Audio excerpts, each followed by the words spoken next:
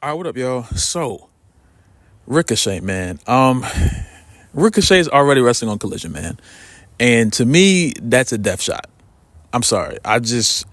Him wrestling on Collision this early, it could be a one off, you know what I'm saying? He could be just there to, do whatever, but I'm not going to, I want to call Ricochet in AEW a fail. I want to, but I'm trying to give AEW some time because Ricochet really, he just got there, They already threw his top match away. It's already gone. You know what I'm saying? So you can do a rematch if you want to. The first feeling of that first match, it's already gone. You wasted it on a Dynamite and a non-finish with Takeshita. You know what I'm saying? Ospreay's no longer champion. Ricochet didn't win. Takeshia's champion now. I love Takeshia, by the way. And where are we at? Ospreay probably going to get a rematch against Takeshita at the next pay-per-view. And Ricochet, what do we do? What happens now? And this is why I was so confused on why Ricochet left in the first place, Because Ricochet didn't have to leave, He didn't have to. He still has a storyline with Ilya Dragunov that he said on that last Raw before he left, we're going to finish this, He still has a storyline against Braun. Last time we saw him, Braun put him through a freaking Toyota Camry. You know what I'm saying? So he has storylines against these superstars. He could have went to NXT, did something over there. NXT is a great place to be as far as I see, I think it's the best weekly television as far as wrestling goes, better than Raw and SmackDown. Well, maybe not better than Raw, but I think better than SmackDown in some cases. Well, some night, I don't know. NXT is just really damn good. I'll just say NXT is really damn good. You know what I'm saying? I'm not going to compare it against Raw and SmackDown because this is really up and down. NXT is really, really, really good. And I do feel like Ricochet jumped the gun. I'm not even gonna look at it from like the money perspective because that's I'm not gonna speak about him and his money. That's him as a grown man. I'm not gonna talk about the grown man's expenses as another grown man. I'm not doing that. You know what I'm saying? I'm looking at it just more off of how is Ricochet going to be handled? How is Ricochet going to be developed as a superstar in this company? And it's not looking well. It's not looking good, I should say. You know what I'm saying? It's not looking like someone who I should be watching out for to win the world championship. It's not someone who I should be like, oh, one day he's going to be the face of AEW. Because I remember it was years ago, and Ricochet, I think he made a tweet or something. He said something. I don't know where he said it. I don't know if it was like an interview or something, but he alluded to the fact that no one in the world can do what he can do as far as like in the ring with the 630 and stuff like that. Rick, I ain't gonna lie.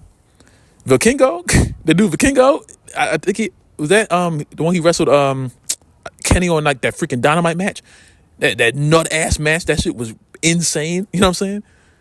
Vikingo might be able to do what you can do. Tony Khan has a whole bunch of people. You know what I'm saying? That hologram dude. He has a whole bunch of people on the roster now that can do exactly what you can do. If y'all were to have like a 630 off, I'm sure there's 6 people on that roster that can do the exact same moves you can do, Ricochet. So forget about a 450 and a shooting star press. I know Ricochet, the 630 is the move where he's like, oh, no one can do this. Yes, they can. Vikingo did it flawlessly. You know what I'm saying? I'm sure Hologram can. I'm sure there's other superstars that really can. You feel me? So to me, it's just like, I don't want Ricochet to fall into the jobber circle this early. And being on Collision, it makes me feel like he's already on that path. You know what I'm saying?